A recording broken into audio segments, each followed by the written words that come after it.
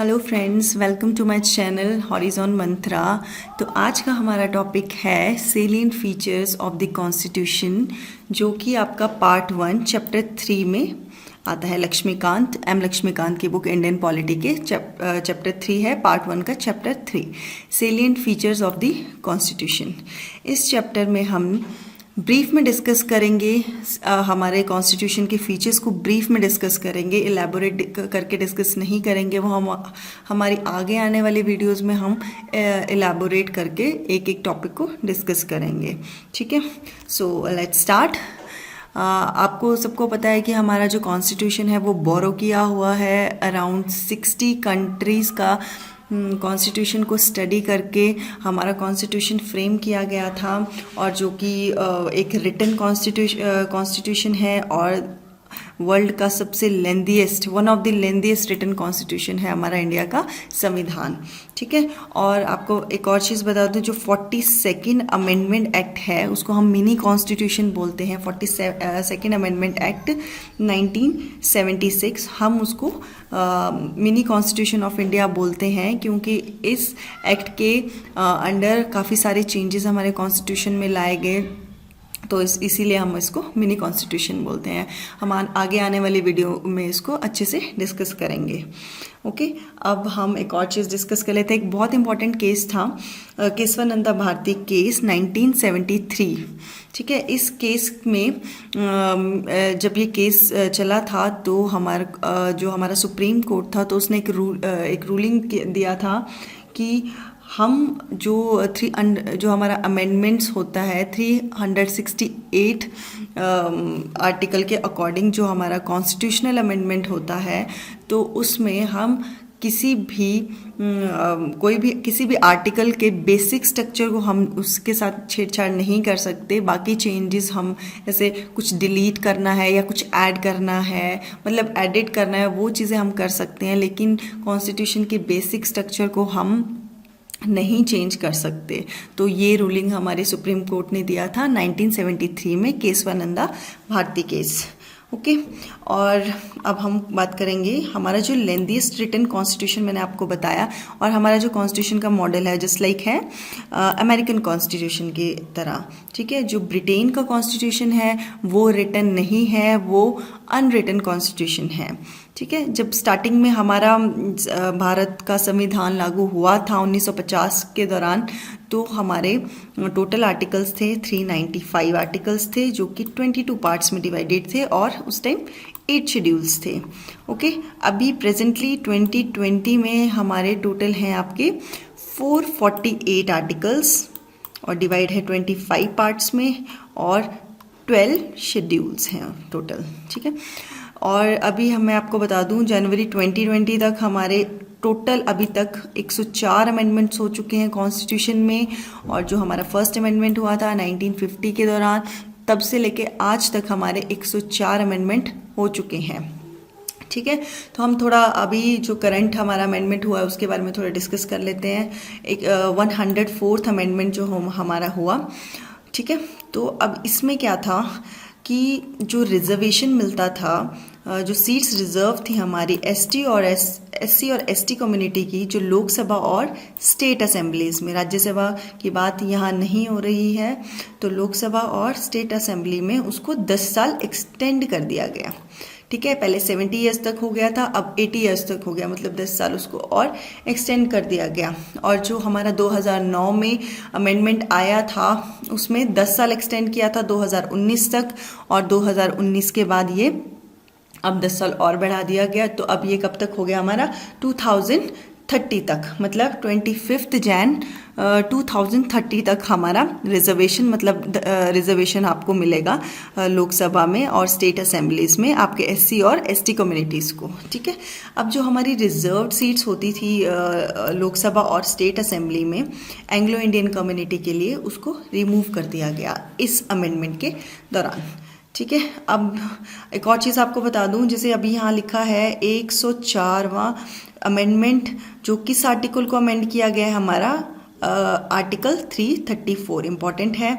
और जो आपको एक और चीज़ बता दूं, जो 126वां कॉन्स्टिट्यूशनल अमेंडमेंट बिल अभी आप कंफ्यूज होंगे कि यहाँ पे 104 अमेंडमेंट लिखा है और 126वां कॉन्स्टिट्यूशनल अमेंडमेंट बिल की बात कहाँ से होगी। तो अब ये चीज़ ये है कि ये जो 104 लिखा गया है ये आपका नंबर है, मतलब अभी तक 104 अमेंडमेंट्स हुए हैं और ये जो 126 कॉन्स्टिट्यूशन अमेंडमेंट ये बिल की बात हो रही है, एक विधेयक पास मतलब प्रस्ताव दिया गया, 126वां प्रस्ताव दिया गया है हमारे आपके जो आपका सेशन बैठता है लोकसभा या राज्यसभा में, जहाँ भी विधेयक जैसे कोई भी मेंबर अपना बिल आपका राज्यसभा या लोकसभा में बिल आपका शो कर सकता है। ठीक है, अब बस ये तो बेसिक सा हो गया। अब हम चलते हैं आगे। ठीक है, अब क्या है कि जो हमारा मैंने आपको बताया बोरोड कॉन्स्टिट्यूशन है हमारा, हमने बहुत सारी कंट्रीज से इसको बोरो किया है, मतलब उनके कॉन्स्टिट्यूशन को स्टडी करके हमने अपना कॉन्स्टिट्यूशन बनाया है। तो सबसे इम्पॉर्टेंट मैं आपको बता दूं, ये ऑलमोस्ट सारे ही पॉइंट्स इम्पॉर्टेंट हैं क्योंकि एक ना क्वेश्चन एग्जाम में ज़रूर यहाँ से पूछा जाता है। तो आपको बता दूँ सबसे इम्पॉर्टेंट है गवर्नमेंट ऑफ इंडिया एक्ट जो 1935 में आया था, उससे हमने फेडरल स्कीम, ऑफिस गवर्नर का, जुडिशरी, आपका जो पीएससी रहते हैं पब्लिक सर्विस कमीशंस, और इमरजेंसी प्रोविजंस। ठीक है, कोई पूछे आपको इमरजेंसी प्रोविजन हमने कहाँ से हमने इमरजेंसी प्रोविजन लिया है, तो हम क्या बोलेंगे government of India act 1935। Okay, आप अब आता है हमारा ब्रिटिश कॉन्स्टिट्यूशन। ठीक है, पार्लियामेंट्री गवर्नमेंट। ठीक है, अब आपको पता है कि हमारी जो गवर्नमेंट है, टाइप ऑफ गवर्नमेंट क्या है हमारी, पार्लियामेंट्री गवर्नमेंट है, जस्ट लाइक ब्रिटेन। ओके, और जो हमारा अमेरिकन गवर्नमेंट है वो क्या है, अमेरिकन कॉन्स्टिट्यूशन है वो क्या है आपका प्रेसिडेंशियल गवर्नमेंट है, वहाँ पे मतलब वहाँ पे प्रेसिडेंट का रूल होता है। तो हमने ये किससे लिया है, ब्रिटेन से। Rule of law, legislative procedure, single citizenship हमारे इंडिया में है।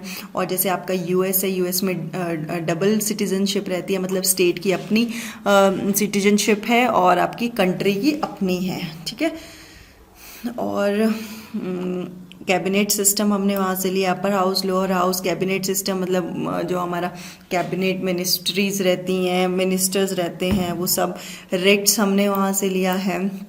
जो सुप्रीम कोर्ट्स और हाई कोर्ट अपनी की जो रेट्स हैं वो हमने ब्रिटिश कॉन्स्टिट्यूशन से लिया है। पार्लियामेंट्री जो प्रिविलेजेस हैं वो भी हमने ब्रिटिश से लिया है। और बाय कैमरलिज्म मतलब upper house and lower house, Rajya Sabha and Lok Sabha. Okay, फिर आता है आपका US, United states. Fundamental rights हमने वहाँ से लिए हैं। इंडिपेंडेंस ऑफ जुडिशरी हमने वहाँ यूएस से लिया है। Judicial review, impeachment of the president, ये आप याद रख सकते हैं क्योंकि डोनाल्ड ट्रंप भी अभी इम्पीचमेंट उनका हो रहा था बट हो नहीं पाया। ठीक है, removal of supreme court and high court, यहाँ जज होना था, जज। ओके, और फिर आता है आपका पोस्ट ऑफ वाइस प्रेसिडेंट। हमारे इंडिया में भी वाइस प्रेसिडेंट होते हैं और यूएस में भी वाइस प्रेसिडेंट होते हैं, उनकी पोस्ट है आयरिश। ठीक है, कॉन्स्टिट्यूशन से हमने लिया डीपीएसपी मतलब directive principle of state policy, हमने वहाँ से लिया है। मेंबर नॉमिनेट, जो हम राज्यसभा में मेंबर्स नॉमिनेट करते हैं वो, method of election of president के मेथड ऑफ इलेक्शन को। फिर आता है कनाडा। अब ये इंपॉर्टेंट है, federation with strong centre. Federation का मतलब क्या होता है कि जो पावर है वो डिवाइड होती है आपकी centre as well as states में, पावर का डिवीजन होता है, मतलब डिसेंट्रलाइजेशन होता है। ठीक है, वो हमने कहाँ से लिया है, कनाडा से। Vesting of residuary powers in centre, मतलब जितनी भी पावर, जैसे कुछ सब्जेक्ट स्टेट के हैं, कुछ सब्जेक्ट आपके सेंटर के हैं, और जिन जो सब्जेक्ट्स कहीं भी मेंशन नहीं है आपके स्टेट में और आपके सेंटर में, वो कहीं मेंशन नहीं है, वो उस पे जो आपके रेजिडुअल जो आपके सब्जेक्ट्स हैं उस पे कौन लॉज बनाता है, आपका सेंटर। ओके, उन पे एक ओवरराइडिंग पावर होती है सेंटर के पास। Appointment of state governors by the centre, ये आपको पता है हर स्टेट में गवर्नर सेंटर अपॉइंट करता है। ठीक है, और advisory jurisdiction of supreme court, मतलब कि एक होता है कि आप जैसे सुप्रीम कोर्ट है वो एडवाइस कर सकता है हमारे प्रेसिडेंट को, बट वो जो सुप्रीम कोर्ट की एडवाइस होती है वो बाइंडिंग नहीं होती प्रेसिडेंट पे। ओके, आगे आता है Australia. Most important concurrent list हमने ऑस्ट्रेलिया से ली है। कॉन्करेंट लिस्ट वो लिस्ट है जिन सब्जेक्ट्स पे आप सेंटर एज वेल एज आपका स्टेट लॉज बना सकता है। फिर आता है freedom of trade, commerce and intercourse and joint sitting. Joint sitting यहाँ पे लोकसभा और राज्यसभा, मतलब जैसे कोई बिल लाया गया है आपका राज्यसभा या लोकसभा में और उस पर सहमति नहीं बन पा रही है किसी एक आपके सदन से, चाहे लोकसभा हो चाहे राज्यसभा हो, तो आपका जो प्रेसिडेंट होते हैं वो जॉइंट सिटिंग अरेंज करवाते हैं, जिसको आपका जॉइंट सिटिंग में आपके जो लोकसभा का स्पीकर रहता है वो उसके हेड होते हैं जॉइंट सिटिंग के, ठीक है। तो ये हमने ऑस्ट्रेलिया से लिया है। फिर आता है आपका जर्मनी। जर्मनी में आपका suspension of fundamental rights during emergency. इसमें क्या है कि जो हमारे फंडामेंटल राइट्स हैं, जब हमारे देश में आपके इमरजेंसी लगेगी, नेशनल इमरजेंसी, तो जो हमारे फंडामेंटल राइट्स होते हैं वो सस्पेंड हो जाते हैं। सारे नहीं, कुछ एक होते हैं, वो आगे डिस्कस करेंगे। वो हमने जर्मनी से लिया है, ठीक है। फिर आता है यूएसएसआर। यूएसएसआर मतलब रशिया, ठीक। जो हमारी फंडामेंटल ड्यूटीज़ हैं और ideal of justice, social, economic and political in preamble में जो हमारा आइडियल ऑफ जस्टिस है वो हमने यूएसएसआर से लिया है, फंडामेंटल ड्यूटीज़ भी, ओके। फिर आता है हमारा फ्रांस से हमने Republic, ideals of liberty, equality and fraternity. ये काफ़ी इंपॉर्टेंट है, लिबर्टी, इक्वालिटी एंड फ्रेटर्निटी हमने फ्रांस से लिया है। फिर उसके बाद आएगा आपका साउथ अफ्रीका से हमने एक आपका अमेंडमेंट्स लिया है, काफ़ी इंपॉर्टेंट है, और election of members of Rajya Sabha, ये हमने साउथ अफ्रीका से लिया है। और एक और चीज़ आपको यूएसएसआर में मैं बता दूं, जो 5 ईयर प्लानिंग है हमारा, वो मैंने यहाँ मेंशन करना भूल गई, तो आप याद रखिएगा।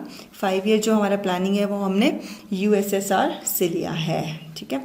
और फिर आता है आपका जापान से हमने लिया procedure established by law, okay. ये हो गया हमारा कि हमारा कॉन्स्टिट्यूशन बोरोड कॉन्स्टिट्यूशन है और वो हमने कहाँ से लिया है, ठीक है। आगे चलते हैं, blend of rigidity and flexibility. अब क्या है कि जो हमारा कॉन्स्टिट्यूशन है, ठीक है, ना तो वो आपका रिजिड है और ना ही वो फ्लेक्सिबल है, बट कि सिंथेसिस ऑफ बोथ है। मतलब क्या हुआ इस चीज़ का कि हम अपने जो संविधान को है उसको हम अमेंड कर सकते हैं, ना तो वो रिजिड है कि हम उसमें कोई चेंजेस नहीं कर सकते, और ना ही वो इतना फ्लेक्सिबल है कि हम एक ईजी प्रोसेस से उसको चेंज कर दें, ठीक है। तो अब क्या है मैं आपको बता देती हूँ, जो हमारे some provisions can be amended by special majority of the parliament, ठीक है। जो कुछ प्रोविजंस हैं, ठीक है, तो वो हम स्पेशल मेजॉरिटी से अमेंड कर सकते हैं, और वो स्पेशल मेजॉरिटी क्या है, 2/3 member of each house present and voting, ठीक है। जो कि अभी जितने मेंबर हाउस में प्रेजेंट हैं उसमें से 2/3 मेंबर का वोट आपको मिलना चाहिए, और मेजॉरिटी मतलब more than 50% of the total members of the each house. जितने टोटल हैं, प्रेजेंट की बात नहीं हो रही है, जितने वहाँ पे टोटल हैं, more than 50% of the total membership of the each house, वो उनका वोट आपको मिलना चाहिए, तब आपका कोई प्रोविजन आपका अमेंड हो पाएगा, ठीक है। अब some provisions can be amended by special majority of the parliament and with ratification of half of the total state.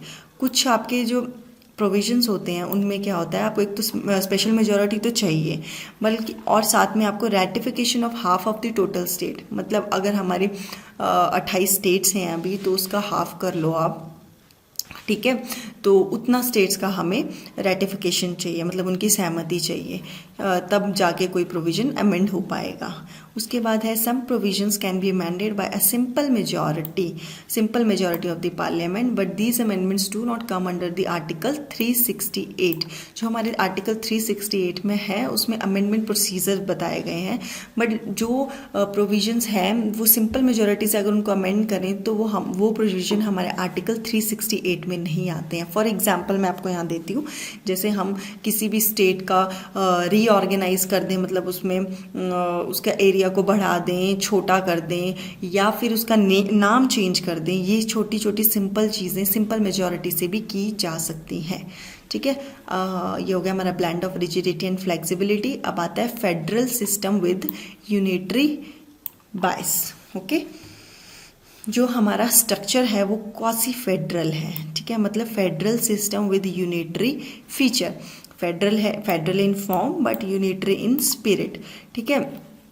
जो टर्म है ना फेडरेशन, मैंने आपको बताया पावर डिवाइड है, power is divided between the centre and the state, मतलब जितनी power आपने सेंटर को दे रखी है उतनी पावर ही आपके स्टेट्स के पास है, बट असलियत में ऐसा कुछ है नहीं, ठीक है। सेंटर काफ़ी स्ट्रॉन्ग है इंडिया में।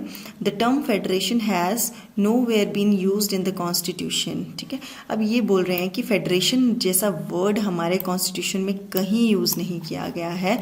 और आपको एक और चीज़ बता दें, जो हमारा आर्टिकल 1 है वो डिस्क्राइब करता है इंडिया को as a union of states, which means कि जो इंडियन फेडरेशन है वो is not a result of an agreement by the states, and दूसरा no state has the right to secede from the federation. मतलब क्या बोल रहे हैं कि इंडिया जो है आर्टिकल 1 के अकॉर्डिंग इंडिया जो है वो यूनियन है स्टेट्स का, जिसमें कि जो इंडियन फेडरेशन है वो कैसे बना एक इंडियन फेडरेशन, वो मतलब स्टेट्स के बीच में, स्टेट्स और सेंटर के बीच में कोई अग्रीमेंट नहीं हुआ था, ठीक है। वो सबकी अपनी विश थी कि वो इंडिया में ही रहना चाहते हैं, किसी के साथ कोई अग्रीमेंट नहीं हुआ है, और किसी भी स्टेट को इंडियन फेडरेशन को सिसीड मतलब उसको छोड़ के नहीं जा सकती कोई भी स्टेट हमारी, ठीक है। तो वो एक यूनियन ऑफ स्टेट है rather than federation of state. Okay, अब आएगा हमारा पार्लियामेंट्री फॉर्म ऑफ गवर्नमेंट, ठीक है। अब आएगा हमारा पार्लियामेंट फॉर्म ऑफ गवर्नमेंट।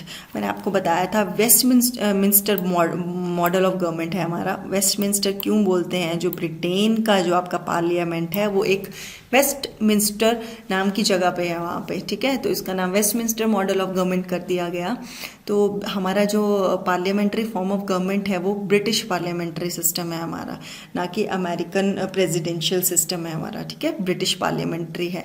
क्यों हमने ब्रिटिश पार्लियामेंट्री को ही चूज़ किया, क्योंकि आपको मैंने पहले भी ये चीज़ बताई थी कि अंग्रेज़ों ने हमारे इंडिया पे 200 साल राज किया। तो जो हमारे लीडर्स थे और जो लोग थे वो काफ़ी यूज्ड टू हो गए थे लॉज, ऑर्डर्स और हर चीज़ से, ठीक है, एक्ट्स जो भी थे उस टाइम, तो वो काफ़ी यूज्ड टू थे और उनको मतलब उनको आदत हो चुकी थी उन चीज़ों की। तो वो तो उस माहौल में ढलना इजी था इंडियंस के लिए, क्योंकि उस टाइम इतनी ज़्यादा एजुकेशन भी नहीं थी, लिटरेट थे लोग, और इंडिया काफ़ी पुअर था, ठीक है। तो इसलिए हमने British parliamentary form of government को ही चूज़ किया। नेक्स्ट है इंडिया का ना एक इलेक्टेड हेड होता है, रिपब्लिक बोलते हैं। हमारी जो कंट्री है, हमारा भारत है, वो रिपब्लिक है। रिपब्लिक का मतलब है कि जो हमारा हेड होता है ना वो एक इलेक्टेड हेड होता है, मतलब इलेक्शन के थ्रू हम उसको चूज़ करते हैं, वो उसको लोग चूज़ करते हैं। और जो ब्रिटिश है वहाँ पे हेरिडिटरी हेड होता है, मतलब वहाँ क्या है, मोनार्की है, उनका जो क्वीन है या किंग है, उनका जो आगे को वंश होगा हेरिडिटरी, वही राज करेंगे आगे तक, ठीक है। और हमारी क्या है, प्राइम मिनिस्ट्रियल गवर्नमेंट है, क्योंकि जो हमारा प्रेसिडेंट है, प्रेसिडेंट से ज़्यादा बड़ी पोजीशन पे हमारे प्राइम मिनिस्टर हैं, उनकी ज़्यादा इंपॉर्टेंस है, इसलिए प्राइम मिनिस्ट्रियल गवर्नमेंट बोलते हैं, प्रेसिडेंशियल गवर्नमेंट नहीं बोलते हैं, ठीक है। नेक्स्ट आता है आपका synthesis of parliamentary sovereignty and judicial supremacy. Okay, अब क्या है, doctrine of sovereignty of parliament is associated with British parliament while the principle of supremacy with that of American Supreme Court। अब क्या बोल रहे हैं यहाँ पे कि जो हमारा doctrine of sovereignty of parliament है वो किसकी तरह है, हमारा ब्रिटिश पार्लियामेंट की तरह है।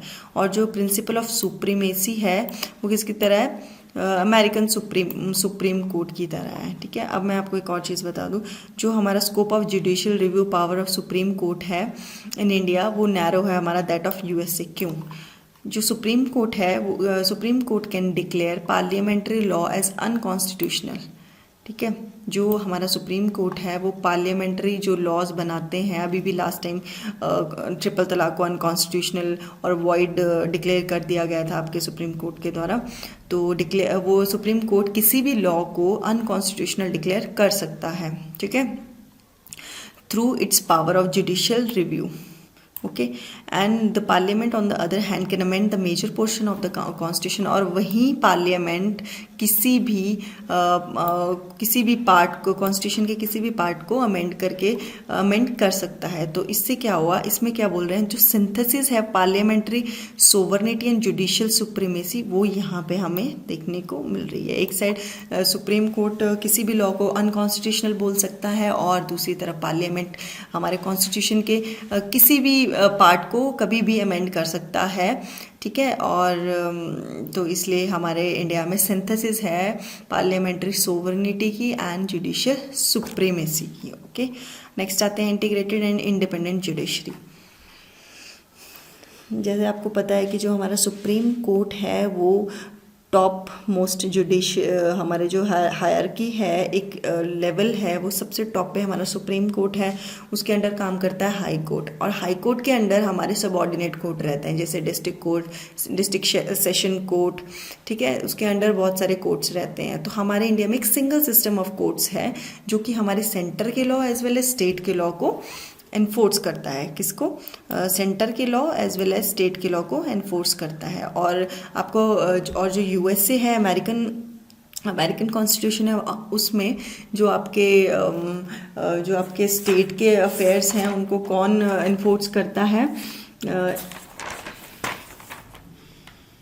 स्टेट के अफेयर्स को आपका स्टेट का कोर्ट एनफोर्स करेगा, और जो आपका सेंटर का है वो उसको फेडरल कोर्ट एनफोर्स करेगा, ठीक है। और हमारे यहाँ पे सुप्रीम कोर्ट हमारा state as well as centre सब दोनों के आपके लॉज को एनफोर्स करता है। Okay, there is a security of tenure of जजेस। ओके, अब यहाँ पे एक वर्ड है इंडिपेंडेंट जुडिशरी। इंडिपेंडेंट जुडिशरी, ठीक है। इंडिपेंडेंट जुडिशरी का मतलब है कि हमने अपने हमारे जो जजेस हैं उनको एक सिक्योरिटी दी है कि उनका एक फिक्स्ड टेन्योर है जजेस का, कि आपको इतने साल तक ही काम करना है, और फिक्स सर्विस कंडीशन है जजेस के लिए, और जो उनको सैलरी मिलती है वो हमारे कंसोलिडेटेड फंड ऑफ इंडिया से मिलती है। Ban on practice after retirement, वो रिटायरमेंट के बाद प्रैक्टिस नहीं करते एज अ जज।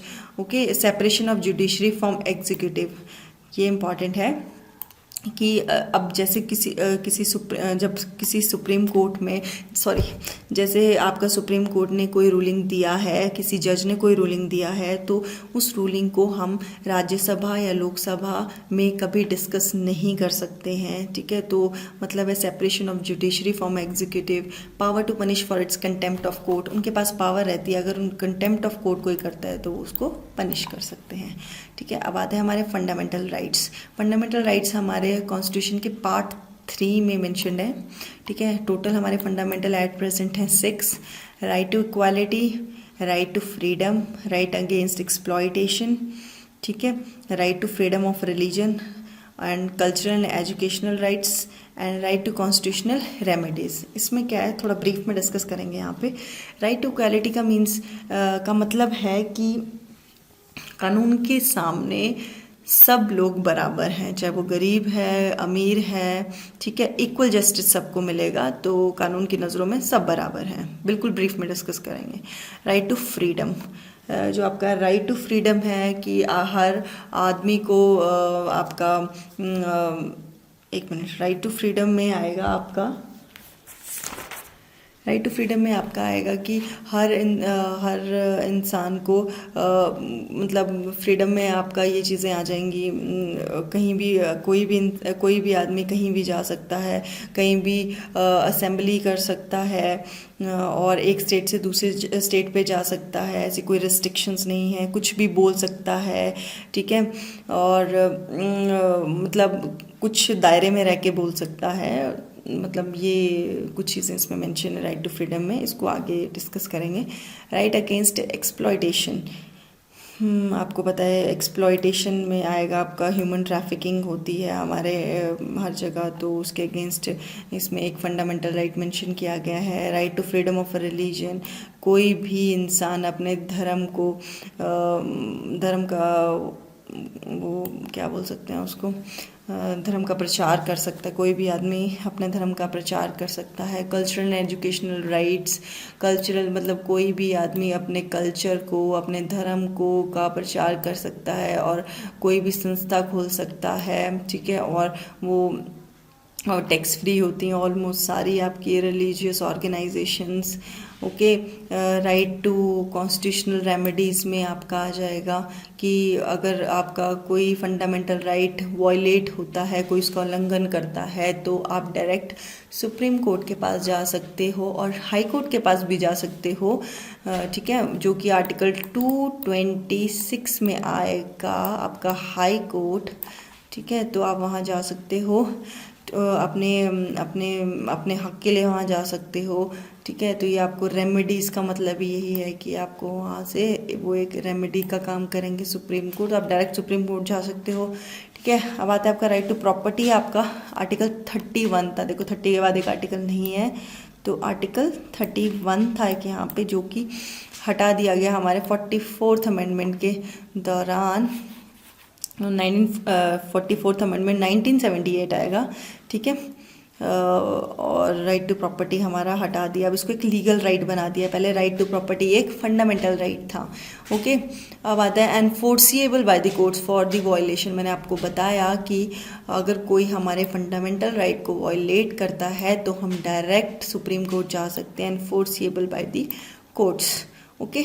Next, they are not absolute and subject to reasonable restrictions. मैंने आपको बताया कि वो एब्सोल्यूट नहीं है, उनको हम सस्पेंड कर सकते हैं during national emergency, except article 20 right to life and right to ये आर्टिकल 20 एंड 21 आगे डिस्कस करेंगे इसको, ठीक है।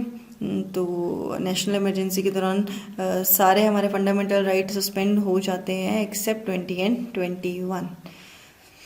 आगे आता है हमारा directive principles of state policy, हमारा पार्ट 4 में आएगा, okay. They are meant for promoting the ideal of social and economic democracy, non justiciable in nature and not enforceable by courts, ठीक है। अब इसका मतलब क्या है, directive principle of state policies, this principle are fundamental in governance of the country, ठीक है। And it shall be the duty of the state to apply this principle in making laws. मतलब ये स्टेट के लिए एक तरह से state it shall be the duty of state to apply this principle in making laws, ठीक है। ये स्टेट के लिए कुछ हिदायतें दी गई हैं हमारे कॉन्स्टिट्यूशन में कि आपको इन चीज़ों को मद्देनज़र रखते हुए लॉस बनाने हैं अपनी स्टेट के लिए, ठीक है। दे impose a moral obligation on the state for their application. और एक और चीज़, ये नॉन जस्टिसेबल हैं। आप अगर सरकार आपके लिए कोई काम नहीं करती है तो आप सुप्रीम कोर्ट नहीं जा सकते कि आपका जैसे हम फंडामेंटल राइट के वायलेशन पे सुप्रीम कोर्ट जा सकते थे, तो ये एक स्टेट की रिस्पॉन्सिबिलिटी है, ठीक है। तो हम इस चीज़ के लिए हम सुप्रीम कोर्ट नहीं जा सकते हैं, not enforceable bye the courts. फिर नेक्स्ट है फंडामेंटल ड्यूटीज़, पार्ट 4 में आएगा ये हमारा, ठीक है। पार्ट 4 के ए में आएगा और 51A आर्टिकल है, 51A आर्टिकल, ओके। तो added during the operation of internal emergency, आपको पता 1975 से 1977 तक लगी थी, जिसमें 42nd amendment constitutional amendment act of 1976 आया था। मैंने आपको बताया काफ़ी इंपॉर्टेंट है, इसमें काफ़ी चेंजेस किए गए थे हमारे कॉन्स्टिट्यूशन में, तो on the recommendation of the स्वर्ण सिंह कमेटी के उस पर, ठीक है। फंडामेंटल ड्यूटीज़ कब ऐड किया था हमारा 42nd कॉन्स्टिट्यूशनल अमेंडमेंट एक्ट 1976, ठीक है। और टोटल है हमारी 11 ड्यूटीज़, जिसमें कि हमारी ड्यूटीज़ आती हैं कि हमें अपने नेशनल एंथम की रिस्पेक्ट करनी है, हमारे नेशनल लीडर्स की रिस्पेक्ट करनी है, फ्लैग की रिस्पेक्ट करनी है, ठीक है उसको, ठीक है। और आपका 86 CA of 2000 added one more duty, जो हमारा एलिमेंट्री एजुकेशन वाला राइट टू एजुकेशन है, वो हमने 86th अमेंडमेंट के दौरान ऐड किया है। नॉन जस्टिसेबल इन नेचर है अगर आप अपनी अपने ड्यूटीज़ को नहीं निभाते हो तो आपको कोई कोर्ट नहीं लेके जा सकता, मतलब नॉन जस्टिसेबल इन नेचर है। ओके, अ सेक्युलर स्टेट, आपको मैंने बताया India is a secular country, does not uphold any particular religion as official religion of the Indian state. मतलब कि जैसे आपका पाकिस्तान है, ठीक है, वो अपने आप को एक इस्लामिक कंट्री मानता है, उनका तो मतलब लोगों में भी ये लिखा रहता है, आई थिंक ऐसे रिपब्लिक ऑफ इस्लाम ऐसे ऐसे कुछ मेंशन किया होता है। तो हमारे इंडिया में ऐसा कुछ नहीं है, ना हमने हिंदुज़म को ज़्यादा प्रेफरेंस दिया, ना मुस्लिम्स को प्रेफरेंस दिया है। हमारी कंट्री एक सेकुलर स्टेट है, हर जाति हर धर्म के लोग यहाँ पे आपको मिलेंगे, ठीक है। The term secular was added in the preamble, ये आपको पता है, 42nd अमेंडमेंट एक्ट 1976, जिसको हम मिनी कॉन्स्टिट्यूशन भी बोलते हैं। अब आता है आपका यूनिवर्सल एडल्ट फ्रेंचाइज, आपको पता है 18 साल से ऊपर की उम्र में हमारे पास एक राइट है, right to vote without any discrimination. आप किसी भी कास्ट के हो, गरीब हो अमीर हो, आप वोट कर सकते हो। वोटिंग एज जो थी पहले 21 साल होती थी हमारी, तो हमारा जो 61st कॉन्स्टिट्यूशन अमेंडमेंट एक्ट है 1988 का, उसके अकॉर्डिंग हमने चेंजेस किया कि 21 साल से हमने उसको 18 ईयर्स कर दिया है, ठीक है। ये क्वेश्चन इंपॉर्टेंट है। अब आता है सिंगल सिटीजनशिप, आपको पता है इंडिया एक काफ़ी बड़ी कंट्री है, इसमें 28 स्टेट्स हैं अभी एट प्रेजेंट, तो हमारे इंडिया में सिंगल सिटीजनशिप है। ऐसा नहीं है कि आप किसी स्टेट के हो तो आपके पास अलग से सिटीजनशिप होगी जैसे यूएसए में होता है। तो अभी पहले हमारा एक्सेप्ट हमारा जम्मू कश्मीर का अपना एक कॉन्स्टिट्यूशन है, अपना फ्लैग है, अपना सब कुछ है, ठीक है। अब आता है इंडिपेंडेंट बॉडीज़, आपको पता है 3 ऑर्गन्स होते हैं कॉन्स्टिट्यूशन के, legislative, executive and judicial organ of the government, ठीक है। एंड एस्टेब्लिश सर्टन इंडिपेंडेंट, हमने कुछ इंडिपेंडेंट बॉडीज़ मेंशन की हैं हमारे कॉन्स्टिट्यूशन में। एक इलेक्शन कमीशन जो इलेक्शंस करवाता है, कंट्रोलर एंड ऑडिटर जनरल जो कि ऑडिट्स करता है हमारा अकाउंट्स का डिपार्टमेंट, यूपीएससी आपको पता है, स्टेट पीएससी भी आपको पता है, ठीक है। फिर आता है हमारा इमरजेंसी प्रोविजंस में हमारे 3 टाइप की इमरजेंसी है। नेशनल इमरजेंसी आर्टिकल 352, स्टेट हमारी आती है आपकी आर्टिकल 356, फाइनेंशियल आती है हमारी 360। ये मोस्ट इम्पॉर्टेंट है, ये सब एग्जाम्स में आता है। नेशनल इमरजेंसी होती है जैसे कोई वॉर है हमारा, एक्सटर्नल एग्रेशन है, कोई बाहर से कोई वॉर कर रहा है या कोई एक्सटर्नल एग्रेशन है तो हम उसको आर्टिकल 352 बोलेंगे। इंटरनल एग्रेशन नहीं, इंटरनल रेबेलियन को हम नहीं नेशनल इमरजेंसी मेंशन करेंगे। नेशनल इमरजेंसी किसी स्टेट में भी हो सकती है या तो पूरे इंडिया में भी हो सकती है। स्टेट इमरजेंसी जो प्रेसिडेंट रूल अभी हमारा जम्मू एंड कश्मीर में लगा था, ठीक है, इसमें क्या होता है कि on the ground of failure of the constitutional machinery in the state, क्या है कि अगर आप हमारे कॉन्स्टिट्यूशन के अकॉर्डिंग काम नहीं कर रहे हो या फिर आप एक मेजॉरिटी एस्टैब्लिश नहीं कर पा रहे हो अपने असेंबली में, तो आप मतलब उसमें क्या हो गया, failure of the constitutional machinery in the states, तो आर्टिकल 356। और failure to comply with the direction of centre, article 365, जो आपको डायरेक्शंस जो आपको सेंटर से डायरेक्शंस मिलती हैं, अगर आप उनके अकॉर्डिंग काम नहीं कर पा रहे हो तो भी आपके स्टेट में प्रेसिडेंट रूल लग सकता है। फिर आती है financial emergency, on the ground of threat to financial stability, ठीक है। अब कई बार क्या होता है कि स्टेट में इकोनॉमिक स्लो डाउन होता है तो उसकी वजह से भी फाइनेंशियल इमरजेंसी लगती है, बट थैंक गॉड अभी तक इंडिया में एक बार भी फाइनेंशियल इमरजेंसी नहीं लगी है, ठीक है। अब आता है हमारा 3 टियर गवर्नमेंट, ये आपको पता ही है कि हमारा जो 73rd and 74 constitution amendment act था 1992 का, उसने 2 चीज़ें ऐड करवाई थी हमारी। एक 73rd अमेंडमेंट ने पंचायत करी थी और 74th ने म्यूनसिपैलिटी पे। ये जो पंचायत और म्यूनसिपैलिटी ये ग्राउंड लेवल की गवर्नमेंट होती है, ठीक है। तो उसमें हमारा 9th पार्ट ऐड हुआ था और एक शेड्यूल्स में 11 शेड्यूल हुआ था, और 9th ए हमारा म्यूनसिपैलिटी का हुआ था और न्यू शेड्यूल क्या होता है, शेड्यूल 12, 11, 12, 9 और 9A, ठीक है। इनके बारे में आगे हम डिस्कस करेंगे डिटेल में। फिर आता है कोऑपरेटिव सोसाइटीज़, ये इंपॉर्टेंट है। 97 कॉन्स्टिट्यूशनल अमेंडमेंट एक्ट 2011 ने एक कॉन्स्टिट्यूशनल स्टेटस दे दिया था और स्टेटस दिया और उसको प्रोटेक्शन दिया कोऑपरेटिव सोसाइटीज़ को, ठीक है। अब क्या है, जो हमारा right to form cooperative society है वो एक फंडामेंटल राइट बना दिया गया आर्टिकल 19 के अंडर इस एक्ट के अकॉर्डिंग। It included a new DPSP on the promotion of cooperative society, मतलब directive principle of state policy में स्टेट्स को बोला गया है कि आपको प्रमोट करना है कोऑपरेटिव सोसाइटी को, आर्टिकल 43B। और it added a new part 9B, 9 है आपको मैंने बताया म्यूनसिपालिटीज़ ऐड हुई हैं, और it added a new part 9B। ठीक है, ये होता है हमारा पूरा चैप्टर। सेलिएंट फीचर है हमारे इसमें, मतलब ज़्यादा मैंने डिटेल में डिस्कस नहीं किया है, ब्रीफ में डिस्कशन है। नेक्स्ट आने वाले चैप्टर्स में हम डिटेल में एक एक फीचर को डिस्कस करेंगे। ठीक है, तो आई होप आपको मेरा ये वीडियो अच्छा लगा हो, तो please rate, review and recommend my channel, और प्लीज़ सब्सक्राइब कीजिए।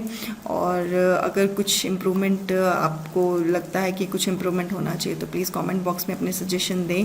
Okay, thank you so much, all the best, God bless you.